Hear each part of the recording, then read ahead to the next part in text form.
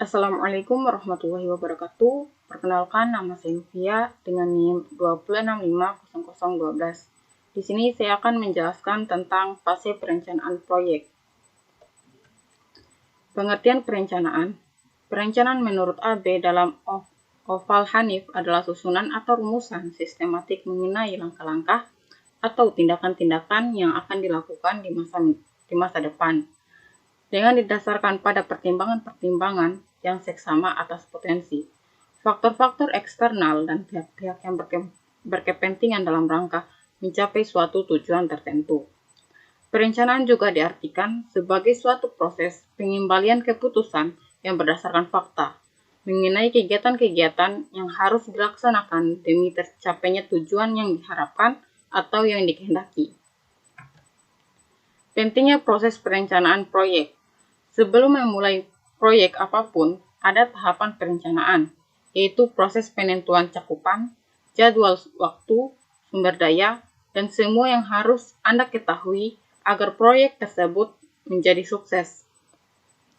Meski sebagian proyek mungkin dilakukan dalam tahapan-tahapan singkat dan cepat, perencanaan proyek besar jangka panjang akan mengetahui betapa pentingnya proses perencanaan tersebut. Oleh karena itu, ini seringkali menjadi bagian dari pekerjaan manajer proyek senior dan mereka berperan dalam pengambilan keputusan dari sebuah organisasi. Tetapi, pendekatan seperti ini tidak bisa bertahan lama. Fungsi perencanaan proyek, yaitu 1. Sarana komunikasi bagi seluruh pihak terkait, 2. Merupakan dasar dalam pengalokasian sumber daya, 3. Merupakan tolak ukur di dalam pengendalian. Tahapan perencanaan proyek. 1. Penetapan tujuan, yaitu menentukan pelaksanaan proyek yang diinginkan serta waktu, biaya, dan performansi yang ditargetkan. 2. Urutan kerja, yaitu seluruh urutan dan deskripsi pekerjaan yang perlu dilakukan untuk mencapai tujuan proyek. 3. Perencanaan organisasi proyek, yaitu menentukan departemen, subkontraktor, dan manajer proyek. 4. Jadwal kegiatan, yaitu waktu pelaksanaan setiap aktivitas, batas selesai, dan milestone. 5. Rencana anggaran dan sumber daya, yaitu jumlah anggaran dan sumber daya yang dibutuhkan. 6. Ramalan performansi penyelesaian proyek, yaitu performansi yang diharapkan dalam penyelesaian proyek. Fase perencanaan proyek, yaitu merencanakan proyek, mempersiapkan proyek, dan mendefinisikan rincian proyek. 1. Merencanakan proyek. Ada 4 bagian dalam merencanakan proyek agar dapat berjalan dengan baik, yaitu perencanaan strategi, mengidentifikasi subsistem pada proyek, menetapkan kendala proyek, dan menetapkan prioritas proyek. Perencanaan strategi, yaitu merencanakan peningkatan aktivitas dan menentukan sasaran. Contohnya, memperbaiki kelemahan atau problem yang ditemukan pada fase definisi. Mengidentifikasi subproyek, yaitu untuk mengetahui dan menentukan lingkup pada proyek yang akan dilaksanakan berdasarkan hasil dari fase definisi. Menetapkan kendala proyek, memperkirakan apa yang menjadi kendala, misalnya batasan dana yang diperkenankan, batasan waktu penyelesaian, umur ekonomis proyek yang dibangun, struktur organisasi, penentuan peraturan perusahaan. Menetapkan prioritas proyek. 1. Kriteria rasional yang terdiri dari meningkatkan keuntungan, menghemat biaya, meningkatkan kelangsungan hidup sistem, keterkaitan hubungan dengan subsistem lain, dan kebutuhan mendesak. 2. Kriteria tidak rasional, yaitu manajemen tidak berminat, menonjolkan kebanggaan. Mempersiapkan proyek, yaitu menunjuk anggota tim, yaitu konsultan atau melalui tender, personil perusahaan sendiri, gabungan konsultan dengan personil perusahaan. Menggunakan jasa konsultan. Kelebihannya yaitu waktu penyelesaiannya cepat, 2. Kualitasnya lebih baik. Kelemahannya yaitu biaya lebih tinggi, rahasia perusahaan terbuka.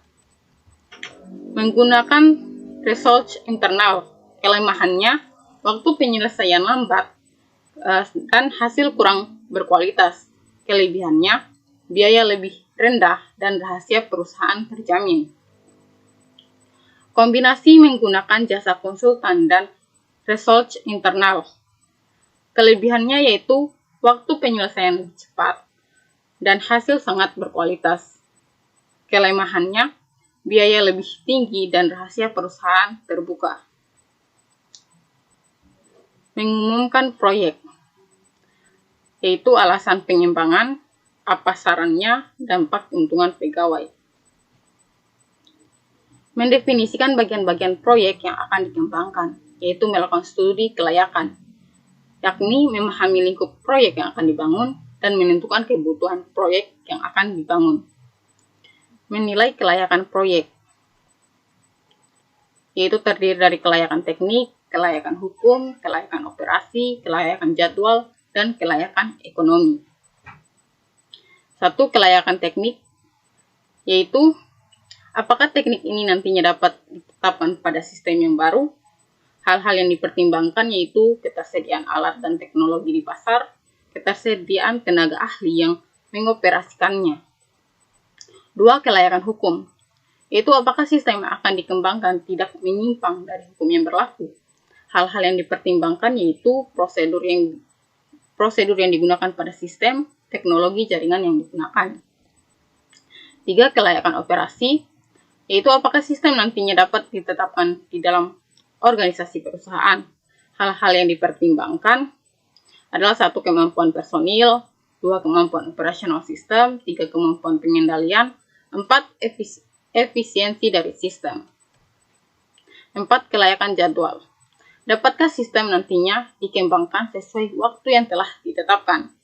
Hal-hal yang harus dipertimbangkan yaitu memanfaatkan waktu dengan efisien, perhitungan pembuatan jadwal harus sesuai kemampuan SDM, alat bantu yang dapat digunakan, PERT, Program Evaluation and Review Technique, Gantt, Microsoft Project, Work Breakdown Struktur atau WBS, matriks tanggung jawab, dan jaringan kerja. 5. Kelayakan ekonomi. Apakah sistem yang dikembangkan dapat dibiayai dan menguntungkan? Hal-hal yang harus dipertimbangkan, besarnya dana yang diperlukan, manfaat yang diperoleh apabila dibandingkan dengan biaya pengembangan. Peralatan dan teknik dalam perencanaan manajemen proyek. 1. PERT Chart adalah model jaringan grafis yang menggambarkan tugas-tugas proyek dan hubungan antara tugas-tugas tersebut. Kedua, Gantt chart adalah batang horizontal sederhana yang menggambarkan tugas-tugas proyek berdasarkan kalender. Tiap batang diberi nama untuk mewakili setiap proyek. Tugas-tugas tersebut didaftarkan secara vertikal pada kolom kiri. Pusat horizontal adalah garis waktu kalender. Mungkin itu saja yang dapat saya jelaskan. Jika ada kesalahan, mohon dimaafkan. Sekian dan terima kasih. Assalamualaikum warahmatullahi wabarakatuh.